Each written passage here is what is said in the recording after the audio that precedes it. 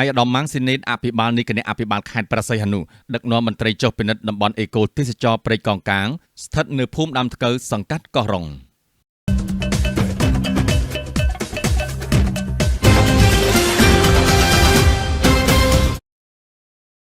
រសៀលថ្ងៃអង្គារទី16ខែកញ្ញាឆ្នាំ2025ឯកឧត្តមម៉ាំងស៊ីណេតអភិបាលនៃគណៈអភិបាលខេត្តព្រះសីហនុ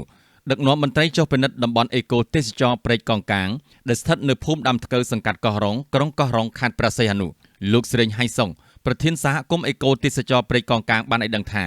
សហគមន៍ព្រៃកោងកាងបានចាប់ផ្ដើមដំណើរការកាលពីថ្ងៃទី18ខែកុម្ភៈឆ្នាំ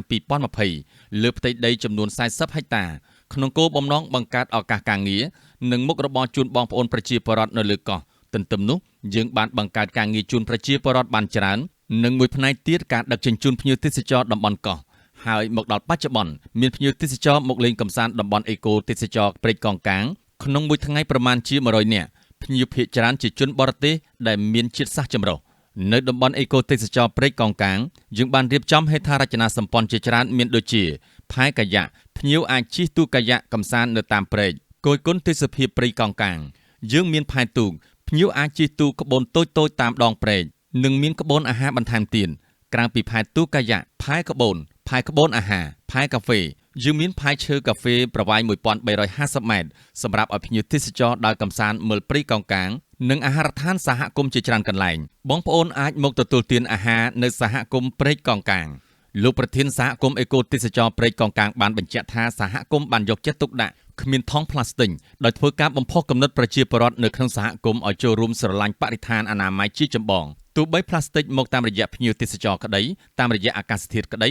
យើងចូលរួមសម្អាតជាប់ជាប្រចាំយើងម្នាក់ត្រូវមានមនសិការថាយើងត្រូវរួមគ្នាសម្អាតបរិស្ថានលោកប្រធានសហគមន៍ក៏បានធ្វើការអំពាវនាវដល់ប្រជាពលរដ្ឋភ្ញៀវទេសចរជាតិនិងអន្តរជាតិមកលេងកោះកុំភ្លេចសហគមន៍អេកូទេសចរព្រៃកោងកាងហើយការមកលេងកម្សាន្តនៅសហគមន៍អេកូទេសចរព្រៃកោងកាងបងប្អូនពិតជាមិនខកបំណងនោះទេដោយសារការស្វាគមន៍ក៏ដូចជាតំបន់ទេសចរធម្មជាតិមានភាពស្រស់ស្អាតនិងភាពទាក់ទាញ